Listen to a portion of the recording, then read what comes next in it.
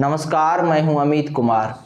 उत्तर प्रदेश में एक गरीब परिवार के दो महिला को मजबूर कर दिया जाता है प्रशासन द्वारा। उनके घर में बंद करके उसको जला दिया जाता है।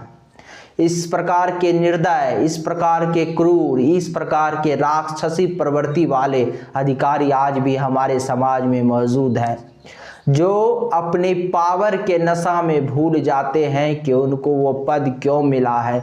उनको वो पद मिला है ऐसे ही गरीब असहाय लोगों की सेवा करने के लिए। उनको पद मिला है ऐसे ही लोगों के जीवन को संवारने के लिए। क्या कसूर था उत्तर प्रदेश में उस गरीब परिवार का, जिसके पहले पक्का मकान पे बुलडोजर चला दिया गया प्रशासन के द्वारा, और जब उस पक्के मकान के बाद उसने एक झुग्गी झोपड़ी बनाई तो इस देश के व्यवस्था से, इस देश के क्रूर शासन प्रशासन से ये भी बर्दाश्त ना हुआ और उसके घर पे दोबारा जेसीबी लेके, बुलडोजर लेके बुलडोजर चलाने के लिए चल गए। मजबूरी थी उस परिवार की कि वो जाते कहाँ। इस देश में उनके कई पीढ़ी बीते, उस धरती से उनको लगाव था उनको उस घर से, जिसको वो छोड़ के नहीं जाना चाहते थे। लेकिन इस देश के सिस्टम के आगे भावनाओं का कोई मोल नहीं। यहाँ पे सत्ता और व्यवस्था सिर्फ उसके उंगलियों पे नृत्य करती है जो धनवान है, जो बलवान है, जो पैसे वाला है और जिनके पास पावर है। आम लोग आज भी सिस्टम के सामने, व्यवस्था के सामने, अधिकारी के सामने कितना मजबूर है, ये एक छोटी सी घटना हमको सीख ले जाती है। आज भी देश में आम लोगों की क्या स्थिति है, और ये तो वो घटना है जो आपके सामने आ जाता है। इस क्रूर पूरे इस श्रृंखला को देखिए तो लंबे समय से वो परिवार प्रशासन द्वारा प्रताड़ित किया जा रहा था, लेकिन लंबे समय से उस परिवार का कोई सुनने वाला नहीं था। डीएम तक उसने गुहार लगाई, मंत्री तक आवाज पहुंचाया, लेकिन कोई सुनने वाला नहीं था। और ना जाने ऐसे कितने परिवार है इस देश के कोने कोने में जो आज भी इस देश के व्यवस्था से, जो आज भी इस देश के अधिकारियों से, जो इस देश के बड़े बड़े पद पर बैठे हुए लोगों के द्वारा शोषण जिसका किया जाता है, जिसका कोई सुनने वाला नहीं है, जो अधिकारियों से त्रस्त है और किसी भी प्रकार से वो चाहते हैं कि वो इन उलझनों से उनको मुक्ति मिल जाए। ये उस क्रूरता से भी बड़ा है, क्योंकि आज ये क्रूरता आजाद भारत में हुआ है, जब गुलाम भारत में जनरल डायर ने हजारों लोगों पर गोलियां चला दी। वो क्रूरता को तो आप बर्दाश्त कर सकते हैं, क्रूरता की तो हम निंदा करते हैं क्योंकि वो गुलाम भारत में हुआ है, लेकिन आज आजाद भारत में ये क्रूरता हो रहा है। क्या इस दिन के लिए आज़ादी था और किसको आज़ादी मिला? इस देश के गरीब आज भी संघर्ष कर रहे हैं। इस देश के संसाधनों पे क्या इस देश के गरीबों का कोई हक नहीं? इस देश के आम नागरिकों का कोई हक नहीं? लेकिन इस देश के एक व्हाइट कॉलर लोग, वो लोग जो अपने आप को सफेद पोश कहते हैं, वो आज भी इस देश के मुख्य धारा से, देश के साधारण गरीब लोगों को जुड़ने नहीं दिया, उनको अपना अधिकार समझने नहीं दिया। और अगर वो अपना अधिकार समझ भी ले तो ये लोग उन संघर्षों को, उनके संघर्षों को दबाने के लिए बुलडोजर का प्रयोग करते हैं और उस घर में जाके बुलडोजर चला देते हैं जिस घर में वो रहते हैं। उनके आशियाना उजाड़ने को मजबूर कर देते हैं। इनको बर्दाश्त नहीं होता कि एक साधारण सा परिवार, एक गरीब परिवार झुग्गी झोपड़ी बना के रह रहा है और ये खुद महल में रहते हैं, लेकिन दूसरों का झुग्गी झोपड़ी भी इन्हें पसंद नहीं। ऐसे क्रूर, ऐसे व्यवस्था से आप क्या कहेंगे? लेकिन प्रश्न यहीं समाप्त नहीं होता।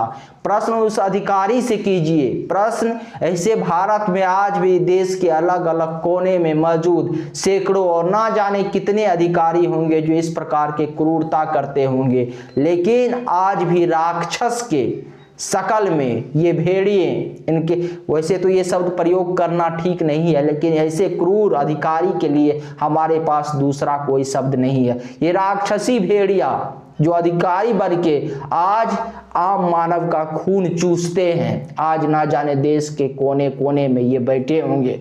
और क्या दवाई है इस राक्षसी रूप में जो आए हुए अधिकारी हैं, इनको समाप्त करने का और इनको सही रास्ते पे लाने का?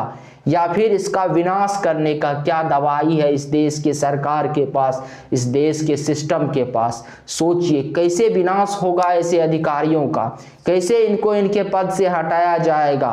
क्या कोई तरीका नहीं है कि इस प्रकार के लोगों को पहले ही पहचान लिया जाए, ताकि ऐसा घटना ना हो कि एक माँ बेटी को मजबूर कर दिया जाए कि वो अपने घर में ही आग लगा के खुद को जला ले, और जला ना ले, खुद में को अगर घर में बंद कर दे तो एक दूसरा अधिकारी आग लगा के उसको जला दे। ऐसे सिचुएशन क्रिएट करने वाले अधिकारी पे लगाम कैसे लगाया जाए, आज इस देश को ये सोचना पड़ेगा। और अब तो उस पूरे व्यवस्था को पे पुनर्विचार करने की आवश्यकता है, जिस व्यवस्था के जरिए ऐसे क्रूर अधिकारी बन के तैयार होते हैं।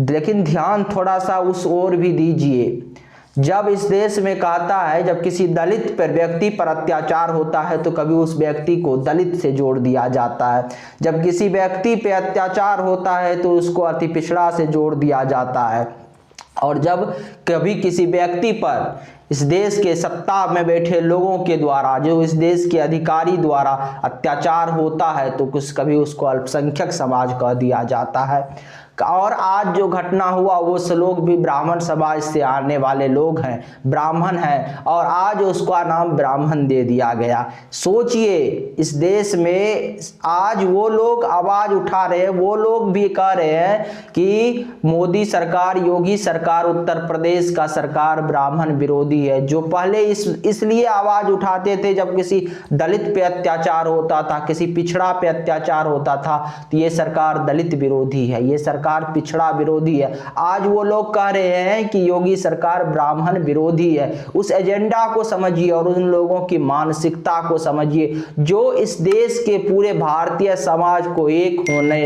देना नहीं चाहते, जो चाहते हैं कि भारतीय समाज अलग अलग जाति में बटे रहे। कभी आप इस अत्याचारी जब अत्याचार करता है इस देश के जनता पे, भारत के नागरिक पर, तो कभी आप उसको पिछड़ा बता देते हैं, कभी दलित बता देते हैं और कभी ब्राह्मण बता देते हैं।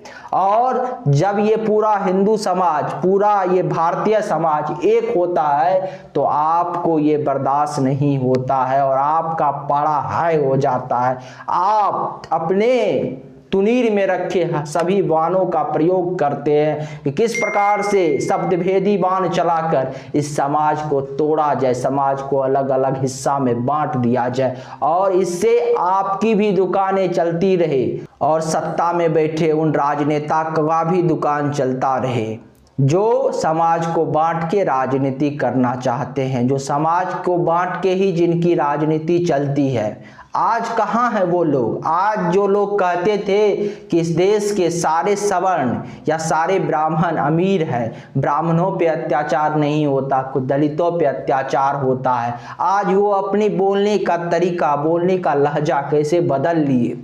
ये गिरगिट के तरह रंग क्यों बदलते हैं? अगर क्यों नहीं ये समझते कि अगर ये भारतीय समाज टूटा, अगर ये भारतीय समाज टूटा तो इस समाज ये कमजोर होगा, कभी ये दलित बन जाएंगे, कभी ब्राह्मण और कभी पिछड़ा और कभी अल्पसंख्यक, तो ये समाज पे अत्याचार होगा और इस समाज एक बंद मुट्ठी की तरह मजबूती से अपने हक के लिए आवाज कभी बुलंद नहीं कर पाएगा।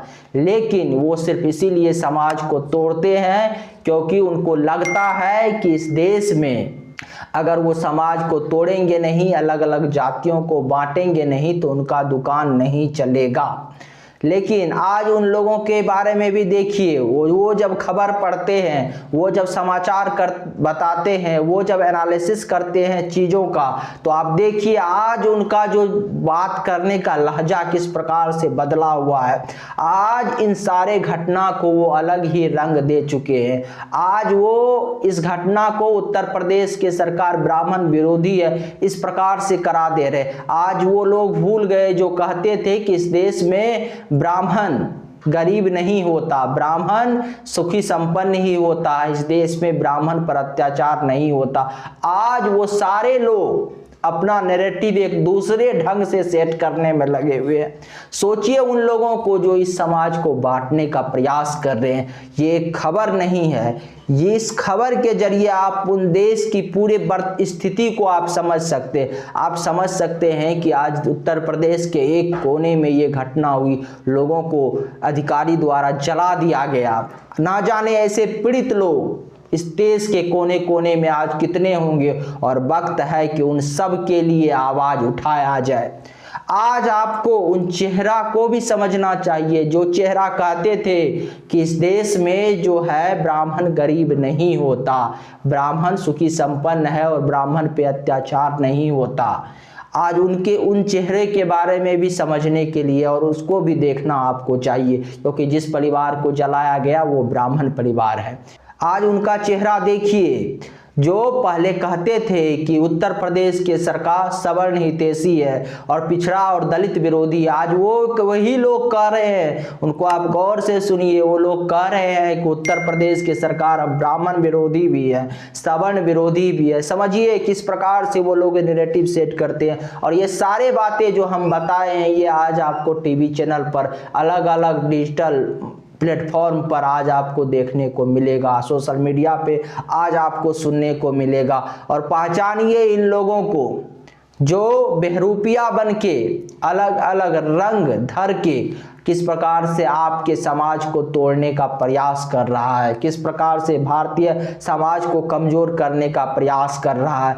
ये लोग अगर ईमानदारी से समाज को आगे उठाने का काम करता है और ईमानदारी से समाज के हित में आवाज उठाता, अगर अत्याचार जहां होता है वहां अलग अलग जाति धर्म के हिसाब से अत्याचार को नहीं देखता, अपराध को नहीं देखता, तो आज ये समाज संगठित होता और संगठित समाज के पास पहले से ज्यादा शक्ति होता और सामर्थ्य होता, और संगठित समाज द्वारा एक राजनेता चुना जाता, एक सरकार चुना जाता, जिसको मजबूर होके जो इस समाज के भलाई के लिए सोचता, ना कि वो किसी जाति विशेष के वोट बैंक के लिए काम करता और जाति विशेष के वोट बैंक से चुनकर आता। इसीलिए वो जब सत्ता में आता तो उस जाति विशेष के प्रति ही अपनी जिम्मेवारी समझता। ये सारी चीजें समझने वाली बात है। अगर आपको हमारी जानकारी अच्छी लगी तो चैनल को सब्सक्राइब कीजिए, वीडियो को शेयर कीजिए। नमस्कार, धन्यवाद।